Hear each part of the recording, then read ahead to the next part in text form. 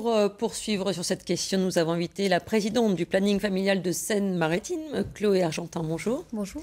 Donc on a vu les jeunes, les mineurs, c'est la préoccupation du moment pour ces grossesses non désirées.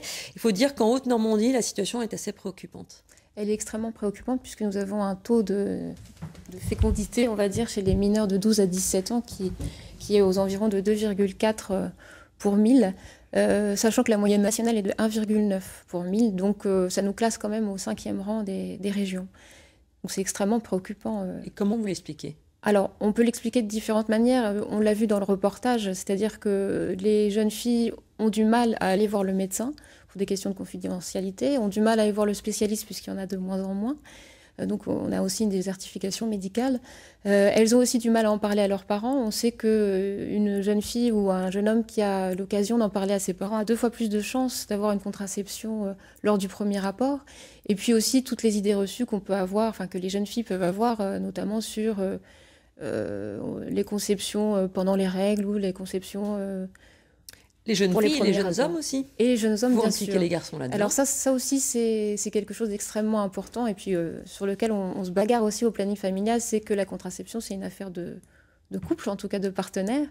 Et puis, notamment pour le préservatif, puisque le préservatif, c'est quand même une solution extrêmement importante, notamment pour les IST, parce qu'on parle des grossesses, mais il faut aussi parler des IST. Et puis la meilleure des solutions normalement pour les mineurs, c'est d'avoir une pilule et l'utilisation du préservatif. Est-ce que dans les écoles, il y a de la prévention ? Ça se fait ? Alors ça se fait, oui, ça se fait grâce aux équipes du Conseil général et puis grâce au planning familial aussi. Malheureusement, il n'y a pas assez d'intervenants, il n'y a pas assez d'intervention dans les classes à différents niveaux, puisque normalement à tous les niveaux de la scolarité, on doit avoir une intervention d'un professionnel. Donc beaucoup de grossesses précoces et beaucoup d'IVG derrière. Beaucoup d'IVG, oui. On sait que 60% des conceptions qui se font quand on est mineur se terminent par une IVG. La solution est bien sûr de ne pas tomber enceinte. Hein. C'est vraiment le premier message. Ce que je peux dire aussi, c'est l'importance des parents, l'importance des éducateurs, l'importance des professeurs, l'importance des infirmières scolaires aussi, qui sont en rapport avec les jeunes et qui sont vraiment là dans l'intimité du jeune.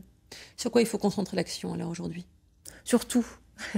C'est-à-dire, nous, au planning familial, on se bagarre pour les contraceptions gratuites, c'est-à-dire toutes les contraceptions, puisqu'il n'y a pas que la pilule, il y a le stérilet, il y a l'anneau vaginal, il y a le patch, il y a l'implant, et toutes doivent être remboursées. Enfin, gratuites ou remboursées, ça c'est encore un débat. C'est déjà ça, voilà. Chloé Argentin, merci beaucoup d'avoir accepté notre invitation. Merci. Merci.